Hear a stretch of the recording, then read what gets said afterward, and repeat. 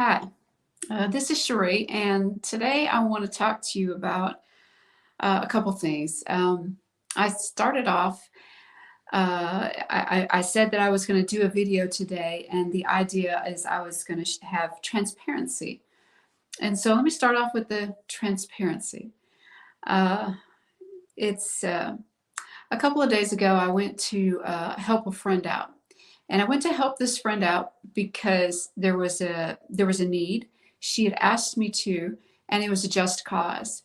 And so I wanted to do this because I love my friend, but everything in me did not want to do this on another level. And I didn't understand that because in my mind, I wanted to do it. In my heart, I did not want to do it.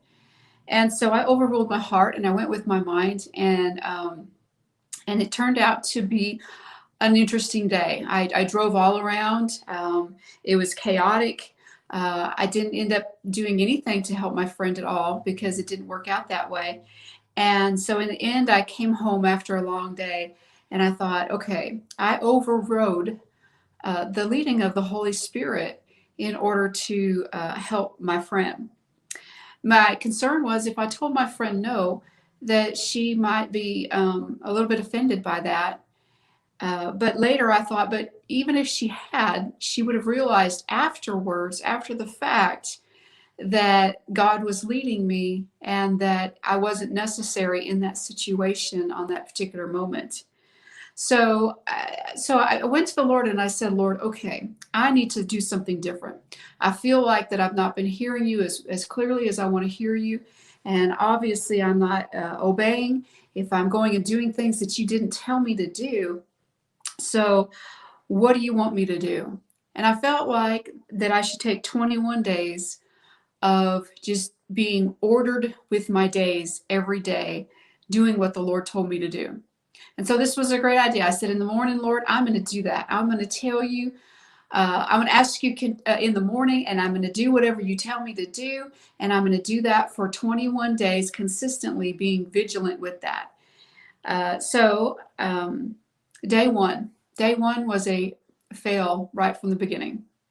My husband had to take a cow to slaughter, and and he I was going to go out and help him because it's difficult to get a cow in a cow trailer by yourself.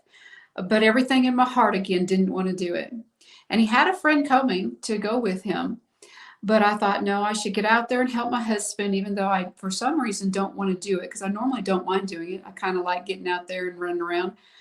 But so I go out there to do it, and I don't trip, I don't slip, I don't do anything strange, but I hurt my back in the process.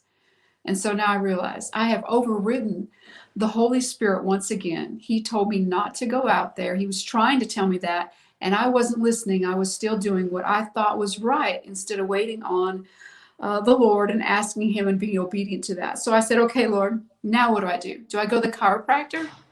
And I felt like the Holy Spirit said, it'll be a waste of your time. And I'm like, well, let me just call the chiropractor. And if they don't have an opening, then I'll know that was God. And so I called the chiropractor. I got a voicemail. Don't usually get that. Called the second chiropractor, got a voicemail. Don't usually get that. And so I said, okay, God, I am not going to go to the chiropractor. I'm going to trust you with my back. And I'm going to be obedient to sit still and spend time with you today. And so I did that yesterday. That was my first day of 21 days of being ordered continually by the Holy Spirit, right? And it started off with a fail. But once I got still, the Lord started showing me things. And this is the cool part. And so I want to speak to you what the Lord showed me. I was reading in Hebrews chapter 11, the faith chapter. I just felt like going there and reading that. And Hebrews 11:32, it says, and what more shall I say? For time would fail me to tell of Gideon, Barak, Samson, and it goes on with other people. And my thought was, who is this Barak? Who is that? And why did he make this list? Because I'm not even remembering his story. So I referenced it, and I came to Judges. And this is Judges chapter 4, where it talks about Deborah. Now, Deborah was this prophet. She sat under this tree, and people came to her for advice, and she would advise the people. And she went to the king, and this is the king, Barak. She went to him and she says, it's time for you to go to battle against those who oppress us. And so he says, I'm not going to go unless you lead us. And let me just read this. I'm reading from Judges chapter 4, verse 5 and through 9. It says, she used to sit under the palm of Deborah between Ramah and Bethel in the hill country of Ephraim, and the people of Israel came up to her for judgment.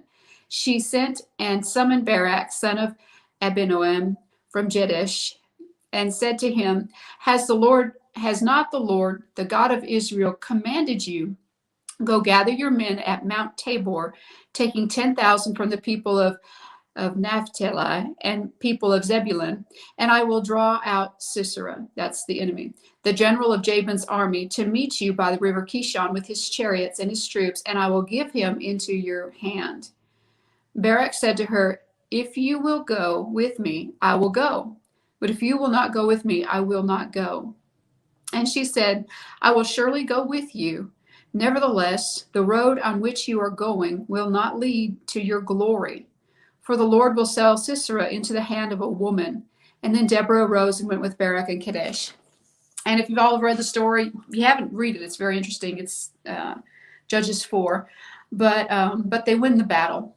So the purpose of Judges is the nation of Israel would come under oppression, and then God would raise up a judge to deliver them. And so Deborah was one of these who was raised up to bring deliverance. And she says something very interesting to him. She says, the glory is going to go to a woman and not to you. And so for a long time, I judged that as, Deborah was righteous and Barak, he didn't have any faith, and he was, weak, and he had to have somebody else lead him because he was fearful. And so I had all these judgments. But having come from Hebrews 11, which chronicles these great people of faith, and seeing his name there, I had to rethink what I thought about that. And so I went back and I looked, and it's like, well, is Deborah in this hall of faith in Hebrews 11?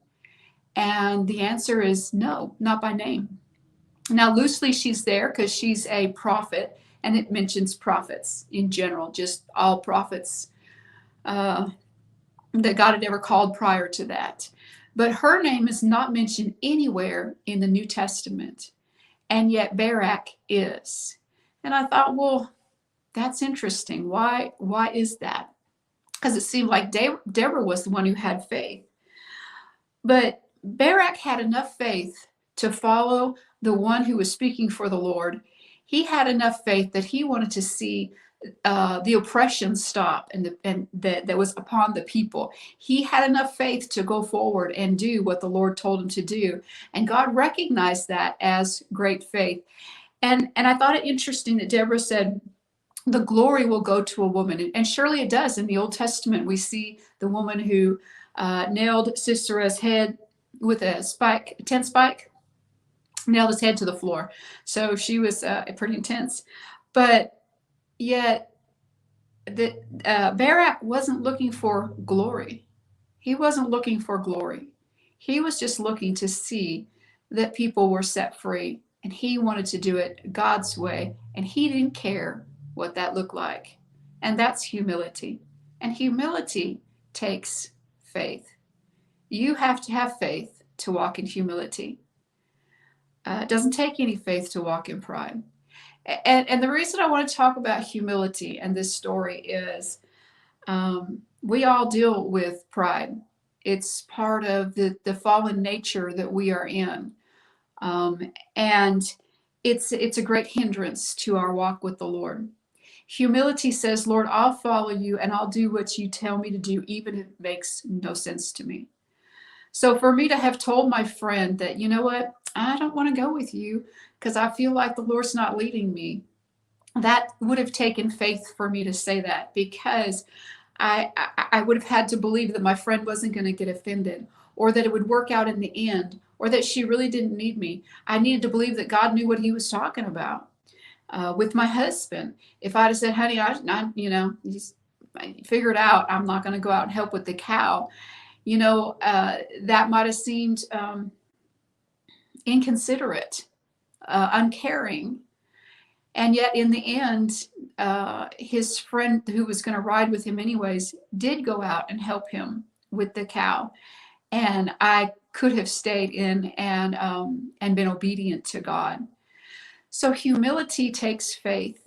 It takes obedience in the face of the contrast that it will bring against what's natural in the world. So, so that's my journey. 21 days of asking the Lord, what do you want me to do today? And then just doing those things. I had a friend ask me yesterday, she said, Sharia, are you going to start back your Thursday videos? And I said, no, not doing it today. I'm not going anywhere.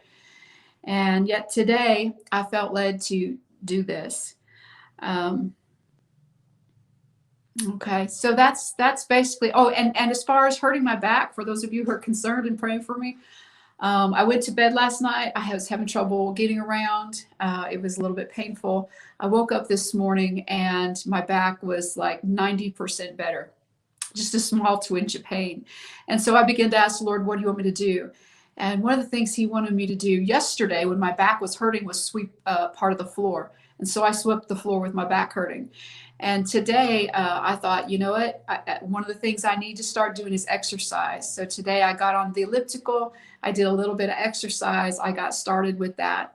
I am good. God is gracious. If we follow him in humility and in faith, then he will answer with miracles and with blessings. Y'all be blessed.